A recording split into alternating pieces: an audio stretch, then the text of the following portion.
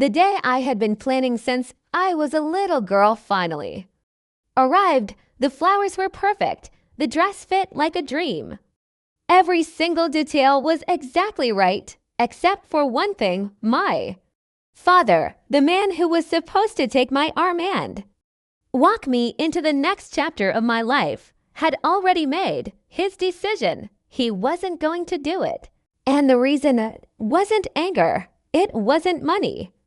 It wasn't some dramatic falling out the night before. It was his religion and his belief that I had somehow betrayed it. Stay with me, because what happened next is something I never saw coming. To understand why my father did what he did, you have to understand the family I grew up in. Faith wasn't just something we practiced on weekends. It was the air we breathed. It shaped every decision, every relationship, every expectation. Who you married wasn't just about love, it was about heritage, about community, about what that union meant in the eyes of God and family. I knew that growing up. I accepted it, but somewhere along the way, I fell in love with someone who didn't fit that picture. Not because he was a bad person, he was the kindest man I had ever met. But he came from a different background, a different faith, and in my father's world, that was a line you simply did not cross. I had spent years trying to bridge that gap. Long conversations at the dinner table, tears, compromises, moments where I genuinely believed we were making progress. But the closer the wedding got, the clearer it became that progress had limits. My father had an ultimatum hiding behind a smile, and I didn't realize it until it was almost too late. 3 weeks before the wedding, my father sat me down.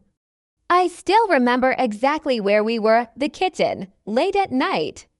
The kind of quiet that feels heavy. He told me he loved me. He said that first, which somehow made everything after it worse. Then he told me he couldn't walk me down the aisle, not couldn't, as if his hands were literally tied by something bigger than both of us. He said doing so would be a betrayal of everything he had raised me to believe. That standing beside me at the altar of a ceremony that mixed our faith with someone else's would be a sin he couldn't commit. I sat there and I didn't cry. I think I was too stunned to cry. I just nodded. And then I excused myself, went to my room, and stared at the ceiling for 2 hours. I kept thinking, who does this? What kind of father does this? And then I kept thinking, he does. And honestly, part of me had always known he might. Word got out fast. Within 48 hours, my aunts were calling. My cousins were texting. Some were supportive. Most were awkward. That specific kind of awkward where people don't want to pick a side, but their silence already has. My mother was devastated, but in a private, helpless way. She agreed with me. She thought my father was wrong, but she wasn't going to say it out loud and start a war in her own house. I understood. But understanding something doesn't make it hurt less.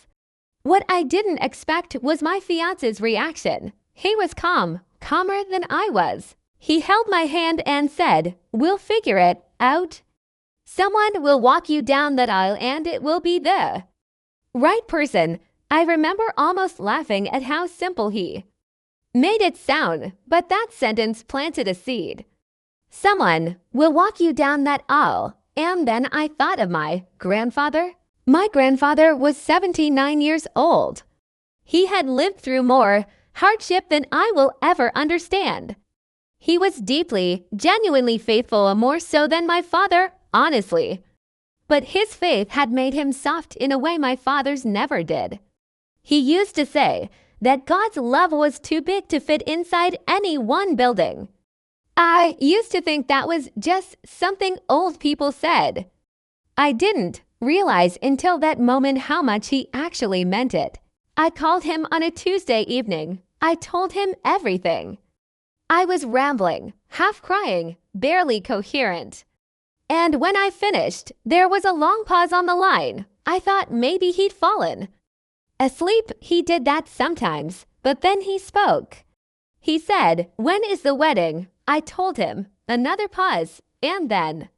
He said, "And I will never forget this for the rest of my life." He said, "Tell me what time you need me there, and I will be there." The morning of the wedding, I was terrified. Not about getting married, about the walk, that 100 feet from the door to the altar that suddenly felt like the most exposed, most public moment of my life. My father was there. He came, to his credit. He sat in the front row. He did not make a scene. But he also did not offer to change his mind, and I had stopped waiting for him too. My grandfather showed up 2 hours early. He was wearing a suit I had never seen before, clearly pressed and cleaned. For the occasion, he smelled like the cologne he'd worn since before I was born. He took my hands, looked at me, and said, "You look like your grandmother on our wedding day." She would have been so proud, and that was the moment I finally cried, not sad tears, just relief, the kind of crying you do when something shifts inside you and you realize you're going to be okay.